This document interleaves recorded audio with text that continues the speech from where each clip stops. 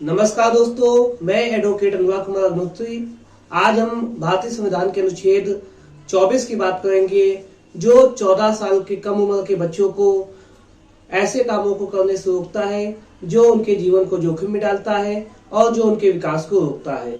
हमारे संविधान के लागू होने से पहले अंग्रेजों के द्वारा, जब भारत अंग्रेजों की गुलामी में था, तो अंग्रेज पुरुषों, महिलाओं और बच्चों और बालकों से जबरदस्ती काम लेते थे। उन्हें ऐसे कामों को करने के लिए मजबूर करते थे जो उनके जीवन को जोखिम में डालता है।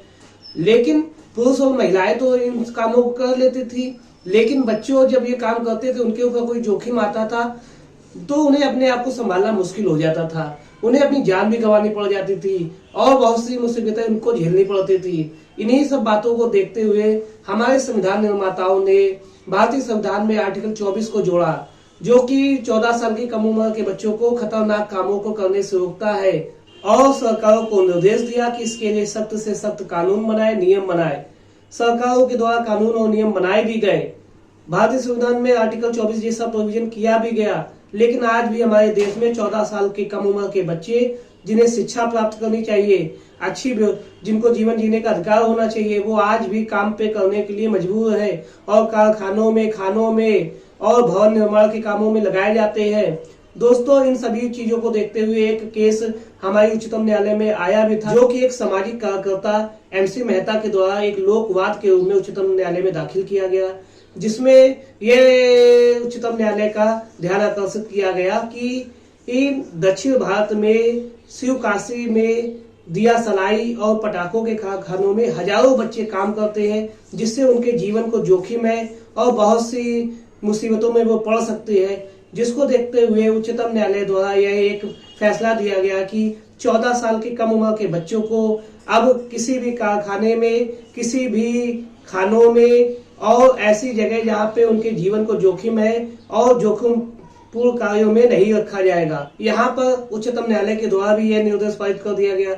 लेकिन क्या अभी हमने ये सोचने की कोशिश की है कि बालक और बच्चे जो कि 14 साल की कम उम्र के हैं, वो क्यों अपनी शिक्षा जिन्हें लेनी चाहिए, जिन्हें अच्छा जीवन जीना चाहिए, वो क्यों इन सब चीजों को छोड़ के काम करने पे मजबूर होते हैं? दोस्तों, कभी हमने इस पे ध्यान आकर्षित किया? क्या सरकारों ने इसके लिए कोई काम किया? हाँ दोस्तों, एक राइट टू एजुकेशन का कानून बनाया तो गया, जिसमें यह बताया गया कि जो 14 साल से कम उम्र के बच्चे हैं, उनको शिक्षा का अधिकार है।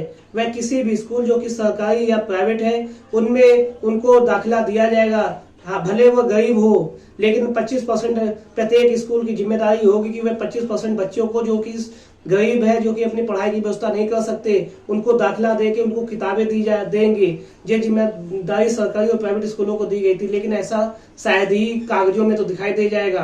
किसी भी स्कूल कॉलेज में जाइए, जो कि प्राइवेट बड़े बड़े कॉलेज, बड़े बड़े स्कूलों के विषय में आप जानते होंगे, उनके कागजों में तो ये फुलफिल कर दिया गया है, लेकिन वास्तविक रूप से जिन लोगों को ऐसे अधिकार मिलने चाहिए, उनको आज भी वंचित रखा गया है। दोस्तों, कोई भी बालक कारखाने, खानों, भवन निर्माण के कामों में क्यों जाता है जहाँ पे उनका जीवन जोखिम में डालना पड़ता है?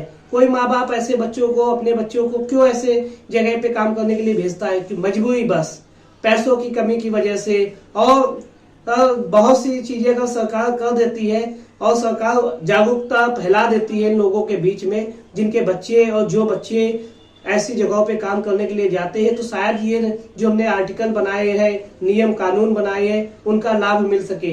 लेकिन यदि हम कागजों में केवल खाना पूर्ति करते रहेंगे, तो दोस्तों ऐसा नहीं है कि बालक काम करना बंद कर देंगे या उनके जीवन को जोखिम। आज भी कई बच्चे जान गंवा देते हैं ऐसे कामों को करते करते। आज भी कई बच्चे वंचित रह जाते हैं, जो उनको प्राप्त करना चाहिए जीवन में, उनसे वंचित रह जाते हैं और एक ऐसा जीवन जीने पे मजबूर होते हैं जो सही मायनों में मजबूरी भरा जीवन कहा जा सकता है। जिसको दोस्तों, अगर हमें विकास करना है, हमारे देश को आगे ले जाना है, तो हमारे देश की जनता को भी आगे लेकर जाना पड़ेगा। जब तक सबका साथ नहीं होगा तो सबका विकास कैसे हो पाएगा?